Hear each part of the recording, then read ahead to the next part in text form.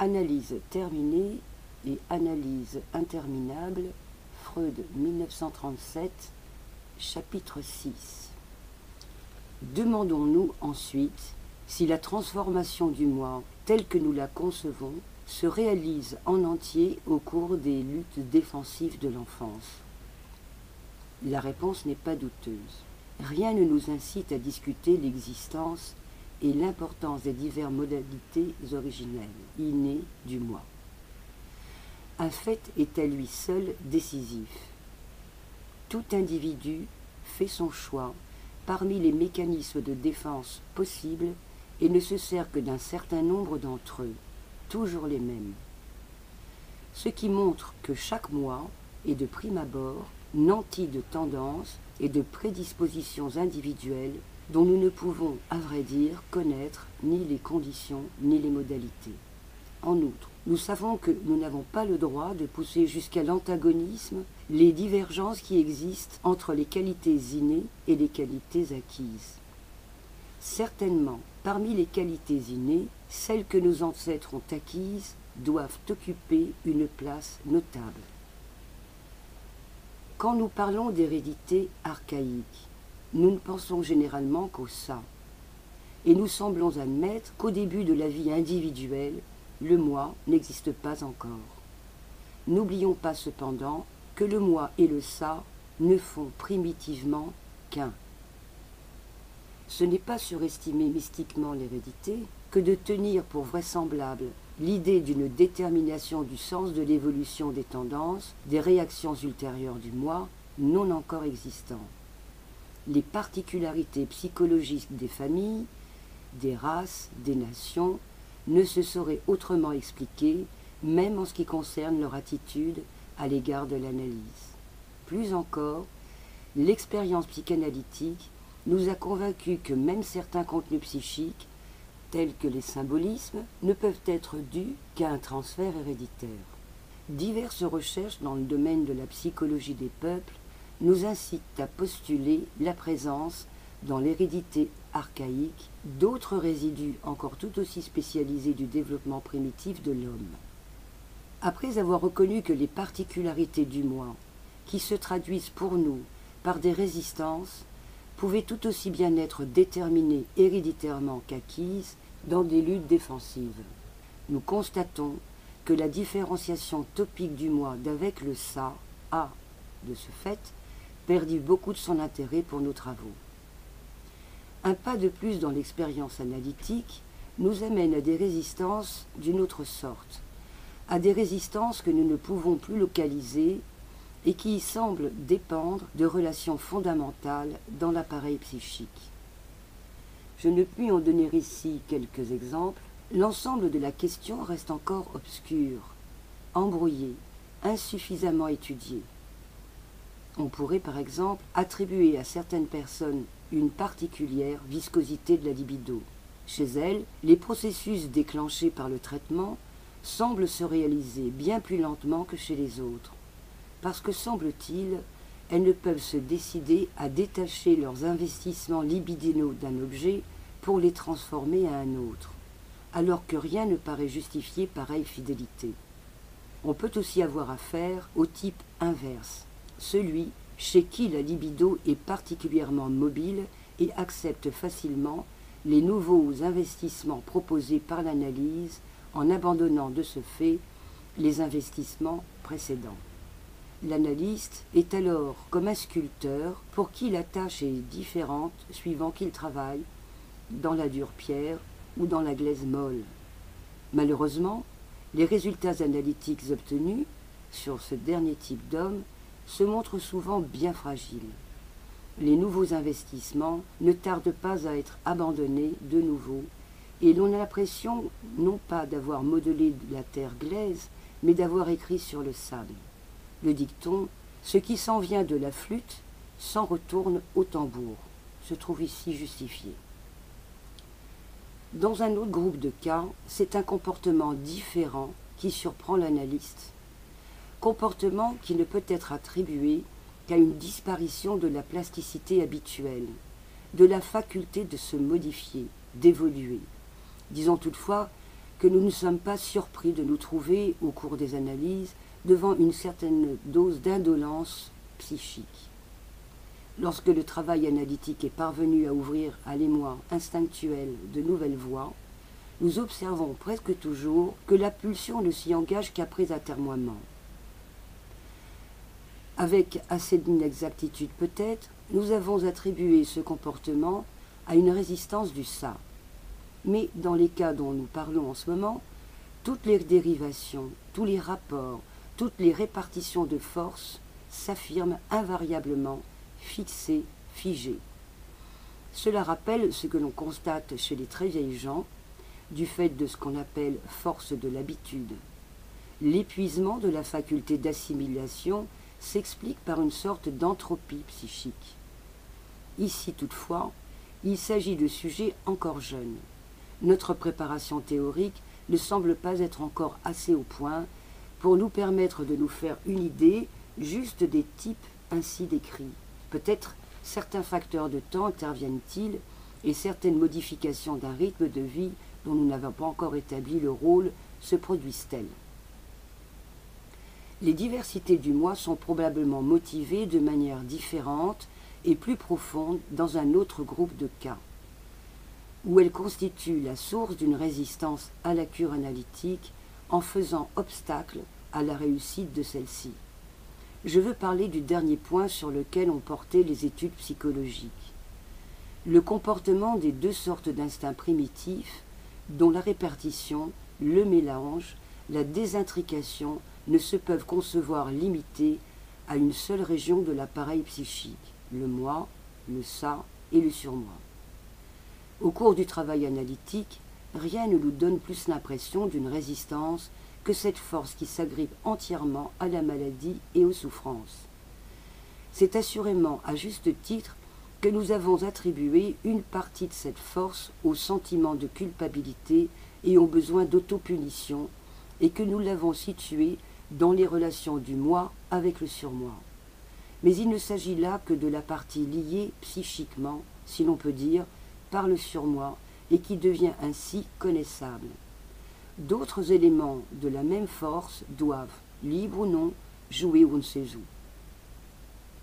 Si l'on considère l'ensemble du tableau, qui comporte les manifestations du masochisme immanent à tant de gens, celle de la réaction thérapeutique négative, celle du sentiment de culpabilité du névrosé, on cesse de croire que les phénomènes psychiques sont exclusivement dominés par la recherche du plaisir. Ils constituent un témoignage irréfutable de la présence dans la vie psychique d'une force que nous appelons, d'après les buts qu'elle poursuit, instinct d'agression ou de destruction, et qui, à ce que nous croyons, découle de l'instinct de mort inhérent à la matière vivante. Nous ne cherchons nullement à opposer à une théorie optimiste de la vie une autre théorie pessimiste, celle-là.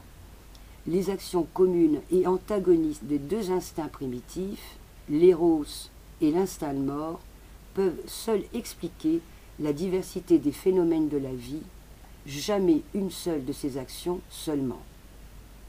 Le but le plus louable des études psychologiques serait de rechercher comment des éléments des deux espèces d'instincts en arrivent à s'associer, dans quelles conditions se nouent ou se rompent ces associations, quels troubles correspondent à ces modifications et à quel sentiment correspond la gamme de perception du principe de plaisir. Pour le moment, inclinons-nous devant la supériorité des forces contre lesquelles se brisent nos efforts. Vu les moyens dont nous disposons, influencer psychiquement le simple masochisme semble déjà une tâche ardue. Quand nous étudions les phénomènes qui trahissent le rôle de l'instinct de destruction, nous ne sommes pas forcés de n'observer que le matériel pathologique. De nombreux faits de la vie psychique normale ont besoin d'être expliqués ainsi, et plus notre perception s'aiguise, plus il nous tombe sous le sens. C'est là un sujet trop neuf et trop important pour que je me borne à en parler superficiellement en passant au cours de ces réflexions. Je me contenterai d'examiner un petit nombre de cas. On sait qu'il y a eu de tout temps, qu'il y a encore des individus capables d'élire indifféremment comme objet d'amour des personnes de leur propre sexe ou du sexe opposé, et cela sans que l'une des tendances gêne l'autre. Nous disons de ces gens qu'ils sont bisexuels et nous admettons, sans trop nous en étonner, leur existence. Cependant, nous avons appris que tous les êtres sont, à cet égard, bisexuels et qu'ils partagent de façon soit manifeste, soit latente, leur libido entre des objets des deux sexes. Mais une chose saute aux yeux. Tandis que dans l'un des cas, celui de la tendance manifeste, les deux tendances s'accordent entre elles sans se heurter. Dans le second, le plus fréquent, elles provoquent un conflit impossible à résoudre. L'hétérosexualité d'un homme n'admet aucune homosexualité et inversement. Si l'hétérosexualité est plus forte que l'homosexualité, elle réussit à maintenir latente cette dernière en l'empêchant de se satisfaire réellement. D'autre part, aucun danger ne menace autant la fonction hétérosexuelle d'un homme que les troubles causés par une homosexualité latente. On pourrait essayer d'éclaircir ce fait en disant qu'il n'y a justement qu'une certaine quantité disponible de libido et que c'est pour elle que les deux penchants opposés entrent en lutte. Seulement, on ne conçoit guère pour quelle raison ces deux forces antagonistes ne se partageraient pas. Chaque fois et chacune en proportion de sa valeur relative, cette quantité disponible étant donné qu'elles y réussissent quelquefois. On a tout à fait l'impression que l'aptitude au conflit est quelque chose de particulier, de nouveau dans la situation, quelque chose qui ne dépend pas de la quantité de libido. Cette tendance indépendante du conflit n'est guère attribuable qu'à la mise en jeu d'une part d'agression libre. Si l'on considère le cas que nous examinons comme une manifestation de l'instinct d'agression ou de destruction, on se demande aussitôt s'il n'y a pas moyen d'étendre cette conception à d'autres sortes de conflits. Ne doit-on pas, à sa lumière, réformer toute notre notion de conflit psychique? Nous admettons bien qu'à mesure qu'il évolue de l'état primitif à l'état civilisé, l'homme voit s'intérioriser, pénétrer au-dedans de lui-même son agression. Les conflits intérieurs deviendraient certainement ensuite un véritable équivalent des luttes extérieures anciennes. Je n'ignore pas que dans la théorie dualiste, en donnant à l'éros qui se manifeste dans la libido un partenaire de la même force que lui, l'instinct de mort, de destruction ou d'agression a généralement peu d'adeptes et ne s'est, il faut le dire, pas imposé, même parmi les psychanalystes. C'est pourquoi j'ai eu tant de plaisir à retrouver récemment notre théorie chez un grand penseur de l'Antiquité grecque. Cette confirmation de mes idées me fait renoncer sans regret au prestige de l'originalité, d'autant plus que, vu l'abondance de mes lectures de jeunesse, je ne suis jamais certain que mes soi-disant trouvailles ne soient dues à la cryptomnésie. Empédocle d'Ancragas, Agrigente, né vers 495 avant Jésus-Christ, nous apparaît comme l'une des plus grandes et les plus surprenantes figures de la civilisation hellénique. Sa personnalité complexe s'est affirmée dans les domaines les plus différents. Il fut chercheur et penseur, prophète et magicien, politique, philanthrope, médecin versé dans les sciences naturelles. Il passe pour avoir débarrassé de la malaria la ville de Celimonte, et ses contemporains le révéraient comme un dieu. Son esprit semble avoir réuni les contrastes les plus marqués. Exact et précis dans ses recherches de physique et de physiologie, il ne recule cependant pas devant une mystique obscure et se livre à des spéculations cosmiques d'une audacieuse et étonnante fantaisie. Capelle le compare au docteur Faust, entre guillemets, auquel plus d'un secret avait été révélé, fermez les guillemets. À l'époque où il vécut, les territoires de la science ne comportaient pas autant de provinces qu'aujourd'hui. Aussi, certaines de ces doctrines nous paraissaient-elles très primitives. Empédocle explique, par le mélange des 4 éléments, terre, eau, feu et air, la diversité des choses. Il pense que la nature est animée et croit en la transmigration des âmes. Mais il intègre aussi, dans sa doctrine, des idées aussi modernes que celles des stades évolutifs des êtres vivants, celle de la survivance du plus doué.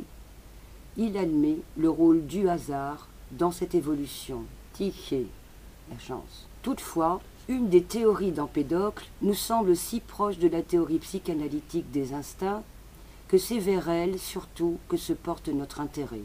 On pourrait même être tenté de tenir les 2 théories pour identiques si celle du savant grec n'était une fantaisie cosmique, tandis que la nôtre ne fait que s'établir sur des données biologiques. Il est évident que le fait pour Empédocle d'attribuer à l'univers la même vie qu'à chacun des êtres vivants enlève à cette différence une grande partie de son importance. Le philosophe nous enseigne donc qu'il y a, dans la vie psychique comme dans la vie universelle, 2 principes de l'advenir éternellement en lutte l'un contre l'autre. Il les appelle amour, philia, et discorde, néros. De ces 2 forces, qui pour lui ne sont que des forces naturelles agissant instinctuellement et non pas des forces intelligentes adaptées à un but, fermez les guillemets, l'une tend à faire fusionner en un tout les particules primitives des 4 éléments. L'autre, au contraire, tend à détruire toutes ces combinaisons et à séparer les unes des autres ces particules. Empédocle se représente le processus universel comme une alternance continue, jamais interrompue, de périodes au cours desquelles l'une ou l'autre des forces fondamentales l'emporte, de telle sorte que c'est tantôt la discorde, tantôt l'amour qui a gain de cause et qui régit le monde. Pendant ce temps, le parti vaincu revendique ses droits et à son tour vaincre son adversaire. Les 2 principes fondamentaux d'Empédocle, philia, néros, sont, par le nom comme par la fonction, les équivalents de nos 2 instincts primitifs, Eros et la destruction. L'un s'efforce d'englober en des unités toujours plus vastes tout ce qui est. L'autre cherche à dissocier ces combinaisons et à détruire ce qu'a édifié l'Éros. Rien d'étonnant à ce que cette théorie ait subi quelques modifications lors de sa réapparition au bout de 2500 ans, sans parler des limites que nous impose la biopsychie. Nos substances fondamentales ne sont plus les 4 éléments d'Empédocle, la matière vivante se différencie nettement pour nous du monde inanimé, nous ne parlons plus de mélange et de séparation des particules de matière, mais de jonction et de désintrication des composantes instinctuelles. Nous avons en outre donné au principe de discorde une base jusqu'à un certain point biologique en ramenant notre instinct de destruction à l'instinct de mort et à la pousser vers l'inanimé